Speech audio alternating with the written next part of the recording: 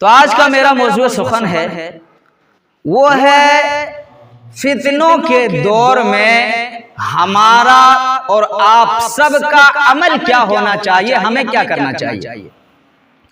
جیسا کہ آپ لوگوں نے پچھلے جمعہ سنا کہ فتنے کئی طریقے کے ہوتے ہیں، مال کا فتنہ ہوتا ہے، اولاد کا فتنہ ہوتا ہے، اسی طریقے سے عورتوں کا بھی فتنہ ہوتا ہے۔ جیسا کہ آپ لوگوں نے پچھلے جمعہ سنا کہ دنیا سرسبز شاداب ہے، میٹھی ہے، پس تم دنیا حاصل کرنے سے بچو، فاتقوا الدنیا واتقوا النساء، پس دنیا کی فتنوں سے بچو اور عورتوں کی فتنوں سے بچو، کیونکہ بنی اسرائیل کے لیے سب سے پہلا جو فتنہ تھا وہ عورتوں کا فتنہ تھا۔ یہ تمام چیزیں آپ لوگوں نے پچھلے جمعہ بخوبی سنا، یہ بھی سنا کہ جہاں عورتوں کو فتنہ کہا گیا ہے وہیں عورتوں کو دنیا کی سب سے بہترین دولت کہا گیا ہے۔ الدنیا کلھا متاع وخیر متاع الدنیا المرأۃ الصالحہ، دنیا یہ پورا ساز و سامان ہے، استفادہ حاصل کرنے کی چیز ہے، وہیں دنیا کی سب سے بہترین دولت جو ہے وہ المرأۃ الصالحہ، نیک عورت کو کہا گیا ہے۔ تو اس دنیا کے اندر بہت سارے فتنے ہیں اور آپ لوگوں نے پچھلے جمعہ پوری تفصیل کے ساتھ سنا۔ آج کے اس خطبہ جمعہ میں آپ لوگ یہ سمجھیے کہ اس فتنوں کے دور میں ہمیں کیسا عمل ہونا چاہیے کہ ہم اور آپ اس فتنے سے بچ سکتے ہیں۔ سب سے پہلی چیز اللہ کے نبی صلی اللہ علیہ وسلم نے بیان فرمایا ہے، مسلم شریف کی روایت ہے کہ فتنوں سے اللہ کی پناہ مانگو، فتنوں سے اللہ کی پناہ مانگنی ہے۔ اللہ کے نبی صلی اللہ علیہ وسلم نے فرمایا، مسلم شریف کی روایت ہے، تعوذوا باللہ من الفتن ما ظہر منہا وما بطن، تم اللہ کی پناہ مانگو ظاہری فتنوں سے اور باطنی فتنوں سے۔ ہم اور آپ جانتے ہیں کہ بس ظاہری فتنے دیکھتے ہیں، یہ ظاہری فتنہ ہے، ادھر لوگ یہ کر رہے ہیں، وہ کر رہے ہیں، ہمیں جو چیزیں نظر آتی ہیں ہم اور آپ سمجھتے ہیں یہ فتنہ ہے، لیکن بہت سارے فتنے ایسے ہوتے ہیں جو ہماری نظروں سے اوجھل رہتا ہے، ہم دیکھ نہیں پاتے ہیں۔ اسی لیے اللہ کے نبی صلی اللہ علیہ وسلم نے فرمایا، تعوذوا باللہ من الفتن ما ظہر منہا وما بطن، تم اللہ کی پناہ مانگو فتنوں سے جو ظاہری فتنے ہوتے ہیں اور باطنی فتنے جو ہوتے ہیں، ان تمام فتنوں سے اللہ کی پناہ مانگو۔ اور پھر اللہ کے نبی صلی اللہ علیہ وسلم نے دوسری جگہ ارشاد فرمایا، اللہ رب العالمین کہتا ہے، اے نبی صلی اللہ علیہ وسلم، یا محمد، اے نبی صلی اللہ علیہ وسلم، اے محمد صلی اللہ علیہ وسلم، اذا صلیت، جب آپ نماز پڑھیں، اللہ کے نبی صلی اللہ علیہ وسلم سے کہا جا رہا ہے، اللہ تبارک و تعالیٰ کہتا ہے، اے نبی صلی اللہ علیہ وسلم، اذا صلیت، جب آپ نماز پڑھیں، فقل، تو آپ کہیے، اللہم انی اسألک فعل الخیرات وترک المنکرات، اے نبی صلی اللہ علیہ وسلم، جب آپ نماز پڑھیں تو اللہ تبارک و تعالیٰ سے بھلائی کا سوال کیجیے، اللہم انی اسألک فعل الخیرات، اے نبی صلی اللہ علیہ وسلم، آپ اللہ سے بھلائی کا سوال کیجئے، وَتَرَكَ الْمُنْكَرَاتِ، اور گناہوں کے چھوڑنے کا سوال کیجئے، گناہوں کو چھوڑنے کا سوال کیجئے، وَحُبُّ الْمَسَاكِينَ، اور مسکینوں سے محبت کا سوال کیجئے۔ میرے بھائیو، اللہ تبارک و تعالیٰ نے نبی صلی اللہ علیہ وسلم کو یہ کیوں کہا جا رہا ہے؟ وَحُبُّ الْمَسَاكِينَ، ہمیں غور کرنا چاہیے، ہمیں سوچنا چاہیے کہ اللہ تبارک و تعالی نبی صلی اللہ علیہ وسلم کو نبی صلی اللہ علیہ وسلم سے کیوں کہا جا رہا ہے کہ وَحُبُّ الْمَسَاكِينَ، مسکینوں سے محبت کیجئے۔ کہ اللہ کے نبی صلی اللہ علیہ وسلم مسکین سے محبت نہیں کرتے تھے؟ کرتے تھے، لیکن اللہ تبارک و تعالی نے اس لیے کہا کہ اے نبی صلی اللہ علیہ وسلم، آپ صرف مالداروں سے محبت مت کیجئے، اس دنیا کے اندر ہوتا یہ ہے کہ لوگ مالداروں سے محبت کرتے ہیں، مالداروں کو اپنی خوشیوں میں شامل کرتے ہیں، مالداروں کے ساتھ اچھا برتاؤ کرتے ہیں، مالداروں کے ساتھ تعلقات رکھتے ہیں، اور جو مسکین قسم کے لوگ ہوتے ہیں، جو غریب قسم کے لوگ ہوتے ہیں، لوگ اس کی طرف توجہ نہیں دیتے، لوگ اس کو اپنے خوشیوں میں نہیں بلاتے ہیں، لوگ مسکین سے کسی طرح کا کوئی سمبند نہیں رکھنا چاہتے ہیں۔ اسی لیے اللہ تبارک و تعالی نے اللہ کے نبی صلی اللہ علیہ وسلم کو مخاطب کر کے فرمایا کہ اے نبی صلی اللہ علیہ وسلم وحب المساکین، آپ مسکینوں سے محبت کا سوال کیجئے۔ میرے بھائیو، ہمیں چاہیے کہ ہم مسکینوں سے اتنا ہی محبت کریں جتنا محبت ہم مالداروں سے کرتے ہیں۔ ہمارا رویہ کیا ہوتا ہے؟ ہم مالدار سے محبت کرتے ہیں، مسکین کو ہم نظر انداز کر دیتے ہیں۔ ہماری سوچ یہ ہوتی ہے کہ ہم اس مسکین سے اس کے ساتھ تعلقات رکھیں گے، سمبند رکھیں گے، ہمیں کیا ملے گا ان سے؟ اگر ہم ان سے سمبند رکھیں گے، تعلقات رکھیں گے، تو ہر جگہ ہمیں ہی خرچہ کرنا پڑے گا۔ دوستوں میں بھی ایسا ہوتا ہے، جو تھوڑا مالدار قسم کے ہوتے ہیں لڑکے لوگ اسی سے دوستی کرتے ہیں، جو غریب ہوتے ہیں ان سے دوستی بہت کم رکھتے ہیں۔ کیوں؟ اگر ہم ادھر گلہ پلی طرف جائیں گے، جگتیال طرف جائیں گے، غریب قسم کا ہمارا دوست ہے، سارا خرچہ اس کا ہمیں ہی اٹھانا ہے۔ اس لیے لوگ غریبوں سے محبت کم کرتے ہیں، امیروں سے دوستی زیادہ رکھتے ہیں، تاکہ بھائی ہمیں اس کے ساتھ گھومنے پھرنے کا موقع ملے، کھانے پینے کا موقع ملے۔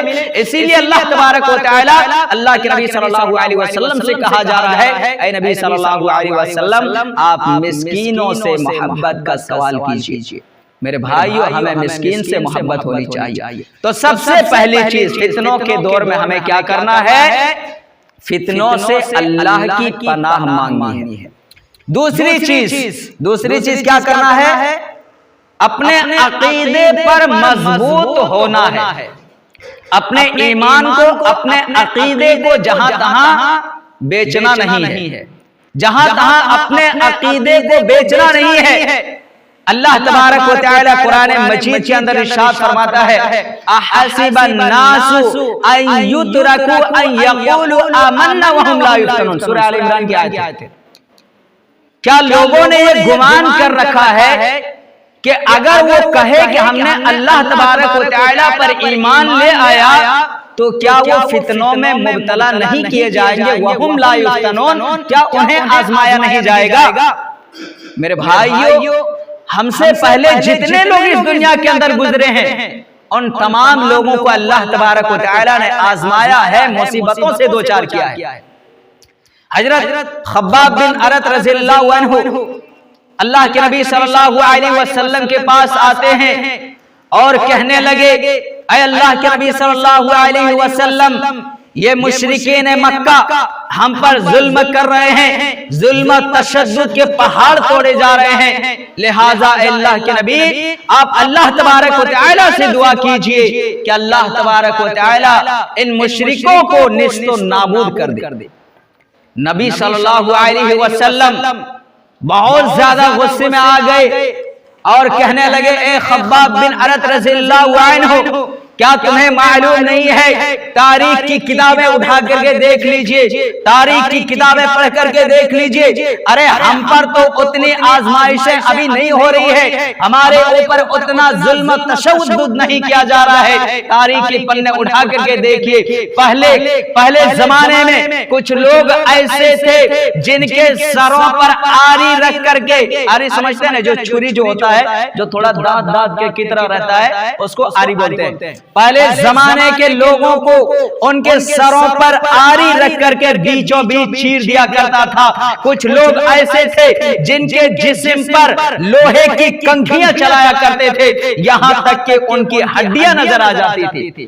ہمارے اوپر تو آج اتنے آزمائشیں نہیں آ رہی ہے، اور لوگوں نے یہ گمان کر رکھا ہے احسب الناس ان یترکوا ان یقولوا آمنا وهم لا یفتنون، کیا لوگوں نے یہ سوچ رکھا ہے کہ اگر ہم ایمان لا چکے ہیں، اگر ہم مومن بن گئے ہیں، اگر ہم کلمہ پڑھ لیے ہیں تو کیا اللہ تبارک و تعالی ہمیں فتنے میں نہیں ڈالے گا؟ کیا اللہ تبارک و تعالی ہم کو نہیں آزمائے گا؟ اس دنیا کے اندر بہت سارے بڑے بڑے علماء کرام آئے، بہت بڑے بڑے مفتیان کرام آئے، بہت بڑے بڑے رسول کو اللہ تبارک و تعالی نے اس دنیا کے اندر بھیجا، اور ان تمام انبیاء کرام کو، ان تمام رسولوں کو اللہ تبارک و تعالی نے فتنے میں مبتلا کیا، آزمایا، اور ان آزمائش میں وہ لوگ کامیاب بھی رہے، ان آزمائش میں وہ لوگ کامیاب بھی رہے۔ میرے بھائیو، بہت مشہور ہے حضرت ابراہیم علیہ السلام کی زندگی، اگر آپ دیکھیں گے تو ابراہیم علیہ السلام کی زندگی میں بہت سارے مصیبتوں کا سامنا کرنا پڑا، بہت ساری مصیبتیں ان کی زندگی میں آئی، لیکن ان تمام مصیبتوں میں وہ صبر کیے، اور اللہ تبارک و تعالی فرماتا ہے وَلَنَبْلُوَنَّكُمْ بِشَيْءٍ مِّنَ الْخَوْفِ وَالْجُوعِ وَنَقْصٍ مِّنَ الْأَمْوَالِ وَالْأَنفُسِ وَالثَّمَرَاتِ وَبَشِّرِ الصَّابِرِينَ۔ اے نبی صلی اللہ علیہ وسلم، آپ لوگوں سے کہہ دیجئے وَلَنَبْلُوَنَّكُمْ بِشَيْءٍ مِّنَ الْخَوْفِ، اے لوگو ہم تمہیں خوف ڈال کر کے آزمائیں گے، وَالْجُوعِ، اور بھوکا رکھ کر کے بھی ہم تمہیں آزمائیں گے، وَنَقْصٍ مِّنَ الْأَمْوَالِ، تمہارے مالوں میں کمی کر کے ہم آزمائیں گے، وَالْأَنفُسِ، اور ہم تجھے تمہاری جانیں لے کر کے آزمائیں گے، وَالثَّمَرَاتِ، اور ہم تمہاری کھیتیاں برباد کر کے آزمائیں گے، وَبَشِّرِ الصَّابِرِينَ۔ اے نبی صلی اللہ علیہ وسلم، آپ لوگوں کو اعلان کر کے کہہ دیجئے کہ ان تمام مصیبتوں میں میرے جو بندے صبر کر لیں، وَبَشِّرِ الصَّابِرِينَ، انہیں جنت کی بشارت دے دیجئے۔ تو آزمائش اللہ تبارک و تعالی کی طرف سے آ سکتی ہے، ہمیں اپنے عقیدے کو مضبوط رکھنا ہے، ہمیں گھبرانا نہیں ہے، ہمیں پریشان نہیں ہونا ہے، ہمارا عقیدہ یہ ہونا چاہیے کہ اللہ تبارک و تعالی نے ہمیں پریشانی میں مبتلا کیا ہے، انشاءاللہ تعالی اللہ تبارک و تعالی ہی ہمیں اس پریشانی سے نجات عطا فرمائے گا۔ تو اپنے عقیدے کو مضبوط رکھنا ہے۔ تیسری چیز دیکھیے، فتنے کے دور میں ہمیں تیسرا عمل کیا کرنا ہے؟ تیسرا عمل کتاب اللہ و سنت رسول اللہ کو مضبوطی سے تھامنا ہے۔ اللہ کی کتاب قرآن اور نبی صلی اللہ علیہ وسلم کی حدیث کو ہمیں مضبوطی سے پکڑنا ہے۔ فتنوں کے دور میں اگر ہم ان دو چیزوں کو اچھے سے تھام لیے، ہم اور آپ کبھی گمراہ نہیں ہو سکتے۔ نبی صلی اللہ علیہ وسلم فرماتے ہیں ترکت فیکم امرین، میں تمہارے درمیان دو چیزوں کو چھوڑ کر کے جا رہا ہوں، جب تک تم ان دونوں چیزوں کو پکڑے رہو گے کبھی گمراہ نہیں ہوگے۔ لن تضلوا ما تمسکتم بہما، جب تک تم ان دونوں چیزوں کو پکڑے رہو گے کبھی گمراہ نہیں ہوگے۔ اور اللہ کے نبی صلی اللہ علیہ وسلم نے ایک دوسری جگہ ابو داؤد کی روایت ہے، اللہ کے نبی صلی اللہ علیہ وسلم فرماتے ہیں من یعش منکم من بعدی فسیرى اختلافا کثیرا، جو میرے بعد زندہ رہیں گے وہ بہت سارے اختلافات دیکھیں گے، جو میرے بعد زندہ رہیں گے وہ بہت سارے اختلافات کو دیکھیں گے۔ ایسے موقع پر تمہیں کیا کرنا ہے؟ علیکم بسنتی و سنت الخلفاء الراشدین المہدیین، ایسے موقع پر تمہیں میری سنت کو اور خلفاء راشدین کی سنت کو مضبوطی سے پکڑنا ہے۔ اس دنیا کے اندر ہم ہر آئے دن دیکھتے ہیں کہ الگ الگ نئے نئے فتنے ایجاد ہو رہے ہیں۔ ایسے فتنے کے دور میں ہمیں اللہ کی کتاب قرآن اور نبی صلی اللہ علیہ وسلم کی حدیث کو مضبوطی سے تھامنا ہے۔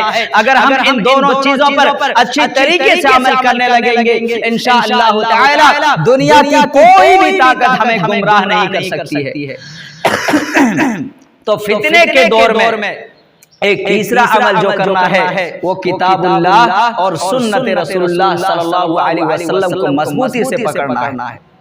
ہمارے درمیان اگر کوئی اختلافات آ جائے، اگر ہمارے درمیان کوئی جھگڑا ہو جائے، ہمیں قرآن و حدیث کے مطابق فیصلہ کرنا ہے۔ اللہ تبارک و تعالی فرماتا ہے یا ایھا الذین آمنو، اے ایمان والو، اطیعوا اللہ و اطیعوا الرسول، تم اللہ کی اطاعت کرو اور رسول صلی اللہ علیہ وسلم کی اطاعت کرو۔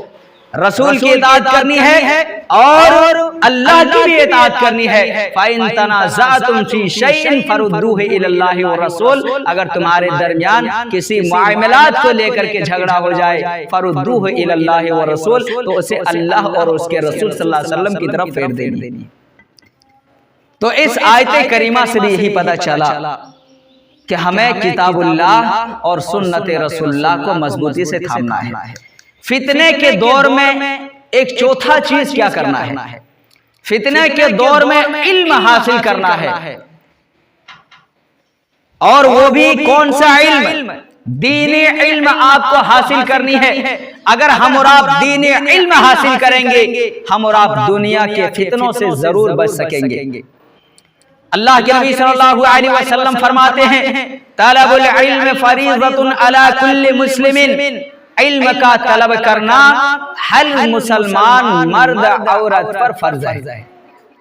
علم حاصل کرنا ہر مسلمان مرد عورت پر فرض ہے۔ میرے بھائیو، آج ہم اپنے بچوں کو اسکولوں میں پڑھاتے ہیں، آج ہم اپنے بچوں کو انگریزی پڑھاتے ہیں، آج ہم اپنے بچوں کو ہندی اور دیگر لینگویج سکھاتے ہیں۔ یہ گناہ نہیں ہے، آپ اپنے بچوں کو سکھلائیے، آپ اپنے بچوں کو انجینئر بنائیے، آپ اپنے بچوں کو ڈاکٹر بنائیے، آپ اپنے بچوں کو چاہے جو بھی تعلیم دینا چاہیں آپ دے سکتے ہیں، لیکن اس کے ساتھ ساتھ آپ کو دینی تعلیم بھی دینی ہے۔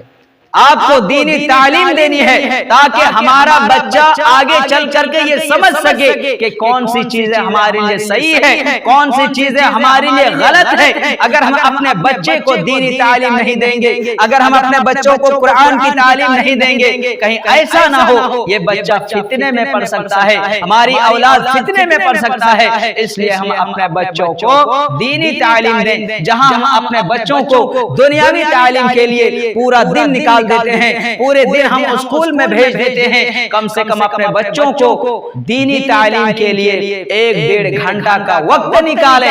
اگر ہم اپنے بچے کو دینی تعلیم کے لیے اگر 1-1.5 گھنٹہ ٹائم دیں گے، اور اگر وہی بچہ قرآن پڑھنا سیکھ جائیں گے، اگر وہی بچہ قرآن پڑھنے لگیں گے، آپ کو بھی ثواب ملے گا، آپ کے بچے کو بھی ثواب ملے گا، اور وہ دنیا میں بھی کامیاب ہوں گے، انشاءاللہ آخرت میں بھی کامیاب ہوں گے۔ آج ہم اپنے بچے کو اس دنیاوی زندگی میں کامیاب بنانے کے لیے حد درجہ ہم محنت کرتے ہیں، ہم مشقت کرتے ہیں، ہم اس کی آخرت کے بارے میں نہیں سوچتے ہیں، ہم اس کی آخرت کی کامیابی نہیں چاہتے ہیں۔ ہم اپنے بچے کو اس دنیا میں کامیاب دیکھنا چاہتے ہیں۔ ایک اگر ڈاکٹر بن جائے اچھی خاصی ان کی سیلری رہے گی، اگر انجینئر بن جائے اچھی خاصی سیلری رہے گی، اچھا خاصا انکم رہے گا۔ میرے بھائیو، آپ اپنے بچوں کو تعلیم دیجئے، اپنے بچوں کو پڑھائیے، لیکن اس کے ساتھ ساتھ دینی تعلیم بھی ہونی چاہیے تاکہ دنیا میں کامیاب ہوں گے، آخرت میں بھی کامیاب ہوں گے۔ ورنہ جب اس دنیا سے چلے جائیں گے، کل قیامت کے دن اللہ نہ کرے اگر آپ کی اولاد کسی وجہ سے اگر جہنم میں جا رہے ہوں، اللہ تبارک و تعالیٰ کے سامنے آپ کی شکایت کریں گے، الہ العالمین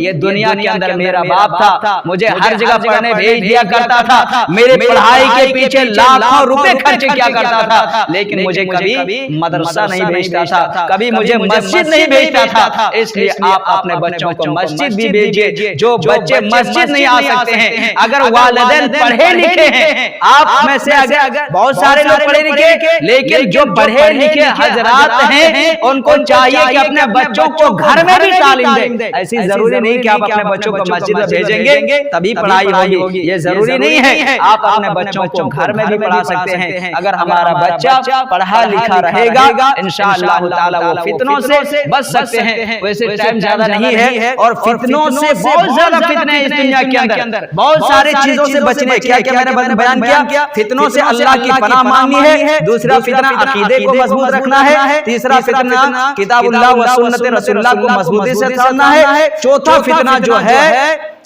دینی علم حاصل کرنا ہے، پانچواں فتنہ مسلمانوں کی جماعت میں شامل رہنی ہے، تفریق سے اجتناب کرنا ہے، یعنی سب کو ایک ساتھ مل جل کر کے رہنا ہے۔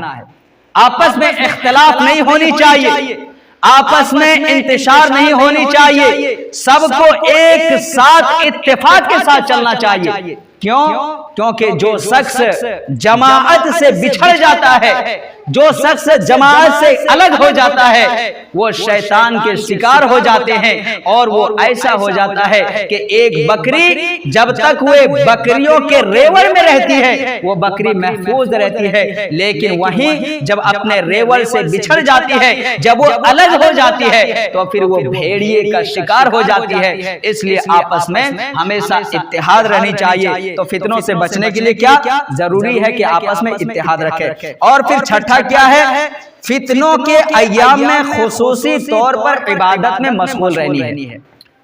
فتنوں کے دور میں ہوتا یہ ہے کہ انسان اللہ تبارک و تعالیٰ کی عبادت صحیح طریقے سے نہیں کر پاتا ہے، چاروں طرف فتنے، جدھر نظر دوڑاؤ ادھر فتنے۔ ایسے موقع پر اللہ تبارک و تعالیٰ کی عبادت خصوصی طور پر کرنا ہے۔ چھٹا کیا ہے؟ فتنے کے دور میں خصوصی طور پر اللہ تبارک و تعالیٰ کی عبادت کرنا۔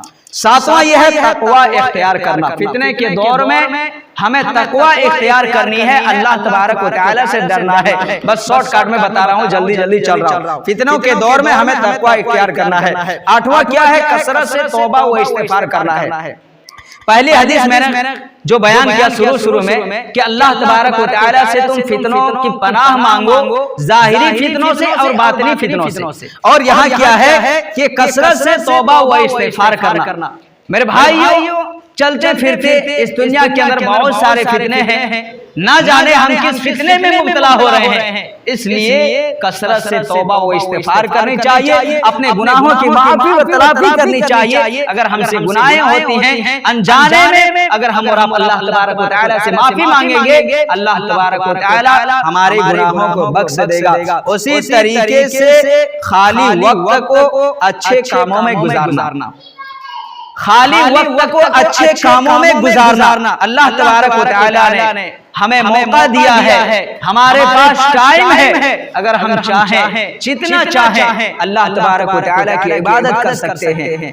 اللہ رب العالمین نے ہمیں یہ وقت دیا ہے، اسی لیے اللہ کے نبی صلی اللہ علیہ وسلم فرماتے ہیں کہ اغتنم خمسن قبل خمسن، 5 چیزوں کو غنیمت سمجھو 5 چیزوں کے آنے سے پہلے، 5 چیزوں کو غنیمت سمجھو 5 چیزوں کے آنے سے پہلے، اپنی جوانی کو غنیمت سمجھو بڑھاپے آنے سے پہلے، اسی طریقے سے اپنے صحت کو غنیمت سمجھو بیماری آنے سے پہلے، اسی طریقے سے اپنے مالداری کو غنیمت سمجھو فقیری آنے سے پہلے، اسی طریقے سے خالی وقت کو غنیمت سمجھو بجی ہونے سے پہلے، اسی طریقے سے اپنی زندگی کو غنیمت سمجھو موت آنے سے پہلے۔ میرے بھائیو، تو فتنوں سے بچنے کے بہت سارے اسباب ہیں، اور اس فتنوں کے دور میں ہمارا عمل کیا ہونا چاہیے؟ آج کے اس خطبہ جمعہ میں نے 10 چیزوں کا ذکر کیا۔ فتنوں سے اللہ کی پناہ مانگو، اپنے عقیدے کو مضبوط رکھو، کتاب اللہ سنت رسول اللہ پر ہمیشہ قائم رہو، مضبوطی سے پکڑے رہو، مسلمانوں کی جماعت میں ہمیشہ شامل رہنا، کبھی اختلاف مت کرنا، فتنوں کے ایام میں خصوصی طور پر اللہ کی عبادت کرنا، نمبر 7 تقوی اختیار کرنا، نمبر 8 کثرت سے توبہ و استغفار کرنا، نمبر 9 خالی وقت کو اچھے کاموں میں گزارنا، نمبر 10 صبر کرنا۔ اگر ہم ان چیزوں پر عمل کریں گے انشاءاللہ تعالی ہم اور آپ فتنے سے بچ سکتے ہیں۔ آخر میں اللہ تبارک و تعالی سے دعا ہے کہ ہم تمام مسلمانوں کو اس فتنے کے دور میں ہم مسلمانوں کو جیسا عمل کرنا چاہیے ویسے عمل کرنے کی توفیق عطا فرما۔ ہم تمام مسلمانوں کو 5 وقتہ پکے سچے نماز کا پابند بنا۔ اس دنیا میں جو مسلمان پریشان حال ہیں ان کی پریشانی کو دور عطا فرما، جو بیمار ہیں انہیں شفاء کامل عاجل عطا فرما، جو قرض دار ہیں ان کی قرض کی ادائیگی عطا فرما، اور جو ہمارا خاتمہ ہو تو ایمان کی حالت میں ہو۔ آمین وما علینا الا البلاغ۔ والسلام علیکم ورحمۃ اللہ وبرکاتہ۔